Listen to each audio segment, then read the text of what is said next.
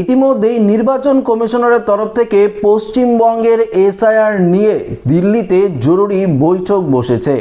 এই বৈঠক শেষেই ঘোষণা করা হবে ঠিক কবে নাগাদ পশ্চিমবঙ্গে এসআইআর এর বিজ্ঞপ্তি প্রকাশিত করা হবে।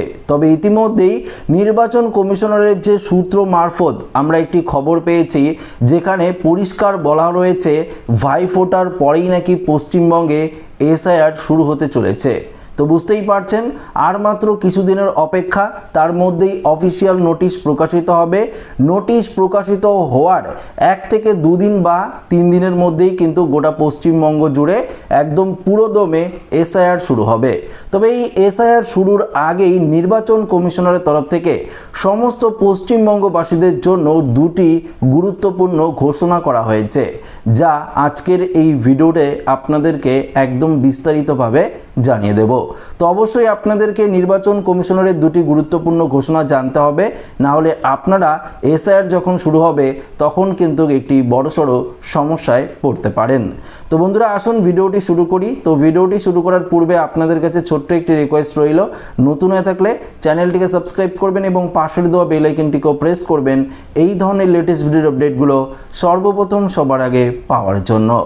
তো বন্ধুরা, সর্বপ্রথম আপনাদেরকে জানিয়ে দিই, এসআইআর নিয়ে যে বৈঠক চলছে দিল্লিতে, গতকালকে একদিন বৈঠক হয়েছে এবং আজকেও আরেকদিন বৈঠক শুরু হয়েছে, অর্থাৎ মোট 2 দিন এই এসআইআর নিয়ে বৈঠক চলবে।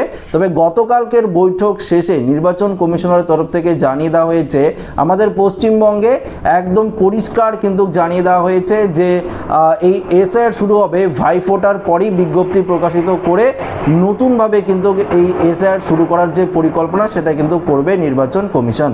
তবে এসআইআর শুরু যখন হবে তার 7 দিনের মধ্যেই সমস্ত বিএলওদের একদম পশ্চিমবঙ্গের প্রত্যেকটি বাড়িতে বাড়িতে গিয়ে যে অ্যানুমারেশন ফর্ম রয়েছে সেই অ্যানুমারেশন ফর্ম কিন্তু দিয়ে আসতে হবে। একদম 7 দিনের মধ্যেই এই কাজটি সম্পূর্ণ করতে হবে। মোট 30 দিনের মধ্যে সম্পূর্ণ প্রসেস শেষ করা হবে এবং তারপরেই খসড়া যে ভোটার তালিকা সেটি প্রকাশিত করা হবে নির্বাচন কমিশনারের অফিসিয়াল ওয়েবসাইটে।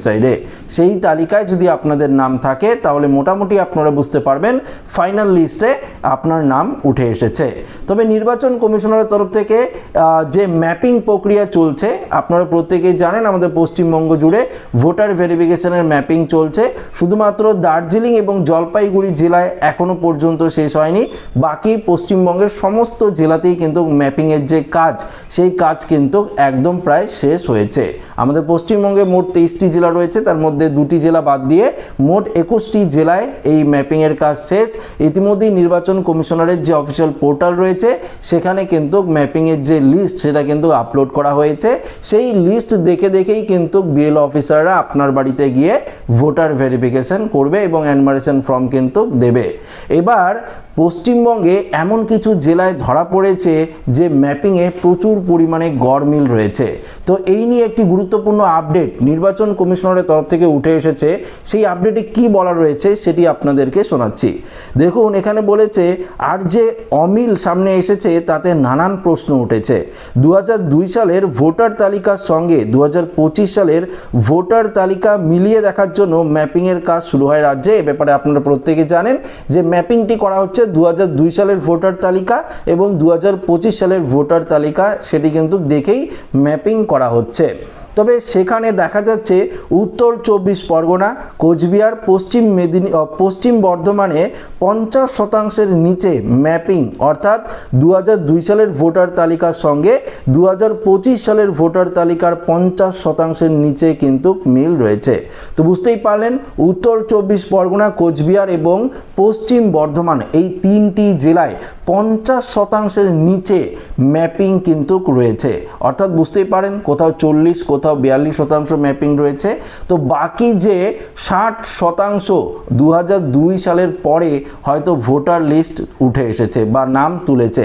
তো এর মধ্যে প্রচুর পরিমাণে অবৈধ অনুপ্রবেশকারী কিন্তু রয়েছে, এমনটাই কিন্তু জানা যাচ্ছে। দেখুন এখানে কি বলেছে সেটা আপনাদেরকে শোনাচ্ছি।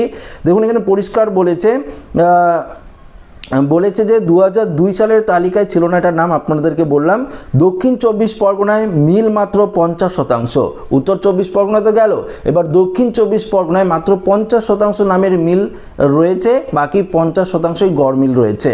সীমান্তবর্তী এলাকা যেমন পশ্চিম বর্ধমানে ম্যাপিংয়ে 40%-এর নিচে, তো বুঝতেই পারলেন পশ্চিম বর্ধমানের যে সীমান্তবর্তী জায়গা রয়েছে এখানে 40%-এর নিচে পর্যন্ত ম্যাপিংয়ে মিল রয়েছে। তো বুঝতেই পারছেন কতটা পরিমাণে অবৈধ অনুপ্রবেশকারী রয়েছে এবং পাশাপাশি কিন্তু কতটা পরিমাণে এই ম্যাপিংয়ে গড়মিল রয়েছে সেটা আপনারা বুঝতেই পারছেন। অর্থাৎ বর্তমান ভোটার তালিকায় থাকা 60%-এর বেশি ভোটারদের নাম 2002 সালের পর উঠেছে। কোচবিহারে 46% মিল পাওয়া গিয়েছে, আবার কালিম্পংয়ে 60% মিল পাওয়া গিয়েছে। করুণ ছবি উত্তর 24 পরগনায়। তো বুঝতেই পারলেন উত্তর 24 পরগনায় এবং বিশেষ করে আপনাদেরকে জানাচ্ছি উত্তর 24 পরগনা, কোচবিহার এবং পশ্চিম বর্ধমানে প্রচুর পরিমাণে ভোটার তালিকায় কিন্তু নাম থাকবে না, প্রচুর পরিমাণে ভোটার তালিকা কিন্তু বাতিল হয়ে যাবে। তো এরই কিন্তু পূর্বাভাস অর্থাৎ ইঙ্গিত দিয়েছে নির্বাচন কমিশন। সেখানে মিল পাওয়া গিয়েছে 41%। কমিশনের যুক্তি, মৃত ভোটার এবং বাসিন্দারা অন্য জায়গায় চলে যাওয়ায় ম্যাপিং 100% মেলা সম্ভব নয়, কিন্তু যেসব জেলায় 50%-এর বেশি ভোটারের নাম 2002 সালের পর উঠেছে সেই সব জেলা নিয়ে প্রশ্ন উঠেছে। সীমান্তবর্তী জেলাগুলিতে অনুপ্রবেশ বৃদ্ধি পাচ্ছে বলে বিরোধীদের অভিযোগ। তো আপনারা এখানে বুঝতেই পারলেন হয়তো ম্যাপিংয়ে মিল নেই, বিশেষ কিছু কারণ থাকতে পারে, হয়তো মৃত ব্যক্তি থাকতে পারে যে 2002 সালে অনেকের নাম ছিল, পরে সে মারা গেছে, তাহলে নিশ্চয়ই 2025 সালে তার নাম উঠবে না। হয়তো 2005-06 সালে তার ভোটার হয়েছে, সেক্ষেত্রে 2025 সালে তার নামের লিস্ট আছে, কিন্তু 2002 সালের লিস্টে তার নাম নেই। সেক্ষেত্রে অনেক ক্ষেত্রে দেখা যাচ্ছে যে যারা স্থান পরিবর্তন করেছে, ট্রান্সফার করেছে বা ঠিকানা পরিবর্তন করেছে, সেক্ষেত্রেও অমিল থাকতে পারে। তো বেশ কিছু কারণে অমিল থাকতে পারে, তবে বিরোধীরা দাবি করেছে সীমান্তবর্তী যে জেলাগুলি রয়েছে সেখানে কিন্তু অবৈধ অনুপ্রবেশকারী রয়েছে, তারা কিন্তু পরিষ্কারভাবে জানিয়ে দিয়েছে। এবং আমরা আপনাদেরকে ভিডিও দিয়েছি, আপনারা দেখতেই পেরেছিলেন, বেশ কিছু ভিডিওতে আমি বলেছিলাম যে সীমান্তবর্তী জেলা বিশেষ করে উত্তর 24 পরগনার বেশ কিছু জায়গায় কিন্তু বাংলাদেশি অনুপ্রবেশকারী ধরা পড়েছে, পুলিশ প্রশাসন তার বিরুদ্ধে কড়া ব্যবস্থা নিচ্ছে। একজন ব্যক্তি ছিল যিনি বাংলাদেশেরও তাদের ডকুমেন্টস রয়েছে এবং আমাদের ভারতবর্ষে এসে পশ্চিমবঙ্গের উত্তর 24 পরগনায় এসে বসবাস করছে এবং কোনো দালালদের ধরে তারা ডকুমেন্টস বানিয়ে নিয়েছে। তো অর্থাৎ বাংলাদেশেরও ডকুমেন্টস আছে, তার ভারতেরও ডকুমেন্টস আছে। তো এই ধরনের অবৈধ অনুপ্রবেশকারীদের কিন্তু আর স্থান দেওয়া হবে না, অর্থাৎ এই ভোটার ভেরিফিকেশনে বাতিল করে দেওয়া হবে, এমনটাই কিন্তু নির্বাচন কমিশনের তরফ থেকে পরিষ্কারভাবে জানিয়ে দেওয়া হয়েছে। তো বুঝতেই পারলেন বেশ কিছু গুরুত্বপূর্ণ ঘোষণা কিন্তু প্রথম যে বৈঠক হয়েছে গতকালকে, সেই বৈঠক শেষেই কিন্তু জানিয়ে দিয়েছে নির্বাচন কমিশন। তো বুঝতেই পারলেন প্রচুর পরিমাণে গড়মিল ধরা পড়েছে। তবে যারা বৈধ নাগরিক, যদি আপনাদের নাম 2002 সালের এবং 2025 সালের ভোটার তালিকায় না থাকে, ধরুন 2025 সালের ভোটার তালিকায় আছে, 2002 সালের ভোটার তালিকায় নেই, সেক্ষেত্রে আপনার বাবা মার নাম থাকতে পারে, সেটি দিয়ে আপনারা ভোটার ভেরিফিকেশন করাতে পারবেন, কোনো রকম সমস্যা নেই। যদি আপনার বাবা মারও নাম না থাকে, সেক্ষেত্রে আপনার যে ডকুমেন্টসগুলো রয়েছে, যে 11টি ডকুমেন্টস বিহারের ক্ষেত্রে প্রযোজ্য হয়েছে, আমাদের পশ্চিমবঙ্গের ক্ষেত্রেও একই রকমভাবে হবে, 1-2 ডকুমেন্টস হেরফের হতে পারে। সেই সঙ্গে যদি আপনারা যে কোনো একটি ডকুমেন্টস দেখান, সেক্ষেত্রেও আপনারা ভোটার ভেরিফিকেশন কিন্তু অনায়াসে করাতে পারবেন, এমনটাই নির্বাচন কমিশনের তরফ থেকে জানিয়ে দেওয়া হয়েছে। তবে এই যে এনুমারেশন ফর্ম, সেটা কিন্তু 7 দিনের মধ্যেই একদম সমস্ত যে প্রসেস সেটা কিন্তু কমপ্লিট করা হবে। তো 7 দিনের মধ্যেই সবার বাড়িতে এনুমারেশন ফর্ম পৌঁছে যাবে। আপনারা যারা চাকরি করেন, অন্য জায়গায় রয়েছেন, আপনারা অবশ্যই যদি পারেন বাড়িতে আসতে পারেন।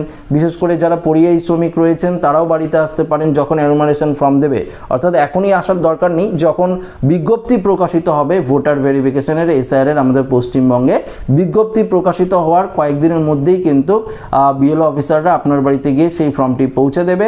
যখন বিএলও অফিসাররা এই কাজটি শুরু করবে, আমরা তো ভিডিও দিয়েই দেবো আপনাদেরকে, তখন আপনারা বাড়িতে আসতে পারেন এবং এই এসআইআর প্রক্রিয়াটা সম্পূর্ণ করে আবার কিন্তু আপনারা চলে যেতে পারেন। তবে নির্বাচন কমিশন পরিষ্কারভাবে জানিয়ে দিয়েছে শুধুমাত্র আমাদের পশ্চিমবঙ্গে যে থেকেই এসআইআর হচ্ছে তেমনটা নয়। সামনে 2026 সালের বিধানসভা নির্বাচন যে জায়গায় রয়েছে, যে রাজ্যে রয়েছে, তার আগেই কিন্তু এসআইআর প্রক্রিয়া সেই রাজ্যে কমপ্লিট করে ফেলা হবে। অর্থাৎ দিল্লিতেও এসআইআর এর যে ম্যাপিংয়ের কাজ সেটা শেষ করে দেওয়া হয়েছে। দিল্লি নির্বাচন কমিশনারের যে অফিসিয়াল ওয়েবসাইট রয়েছে সেখানে কিন্তু আপনারা গেলেই দেখতে পারবেন, সেখানে সেই লিস্ট কিন্তু দিয়ে রেখেছে। আমাদের পশ্চিমবঙ্গে এখনও মাত্র দার্জিলিং এবং জলপাইগুড়ি জেলা বাদ দিয়ে বাকি সমস্ত জেলায় ম্যাপিংয়ের কাজ শেষ। এই দার্জিলিং এবং জলপাইগুড়িতেও ম্যাপিং শেষ হয়ে গেলে অবশ্যই সেই ম্যাপিংয়ের লিস্টটিও আপনারা আমাদের যে অফিসিয়াল ওয়েবসাইট রয়েছে নির্বাচন কমিশনারের, অর্থাৎ চিফ নির্বাচন কমিশনারের, সেই অফিসিয়াল ওয়েবসাইটে আপনারা দেখতে পারবেন। যখন পাবলিশ করা হবে অবশ্যই আমি ভিডিওর মাধ্যমে আপনাদেরকে জানিয়ে দেব কিভাবে আপনারা নিজেদের মোবাইল থেকে সেই ম্যাপিংয়ের লিস্টটি আপনারা দেখবেন, সেটিও কিন্তু জানিয়ে দেবো। তো আপাতত সেই লিস্টটি কিন্তু নেই, এখনও অফিসিয়াল ওয়েবসাইটে পাবলিশ করেনি। শুধুমাত্র বিএলও অফিসাররা নির্বাচন কমিশনারের যে পোর্টাল রয়েছে সেখানে আপলোড করেছে, এবং আপনারা যে দেখবেন যে পোর্টাল রয়েছে মুখ্য নির্বাচনী কমিশনারের, অর্থাৎ চিফ ইলেকটোরাল যে অফিসারের যে ওয়েবসাইটটা রয়েছে সেখানে এখনও পর্যন্ত আপলোড করা হয়নি। যখন আপলোড হবে অবশ্যই ভিডিওর মাধ্যমে আমরা কিন্তু জানিয়ে দেব। তো আশা রাখবো ভিডিওটি প্রত্যেকের ভালো লেগেছে। ভিডিওটি ভালো লাগলে লাইক করবেন, বন্ধুদের সাথে শেয়ার করবেন, নতুন হয়ে থাকলে চ্যানেলটিকে সাবস্ক্রাইব করে নেবেন। ধন্যবাদ।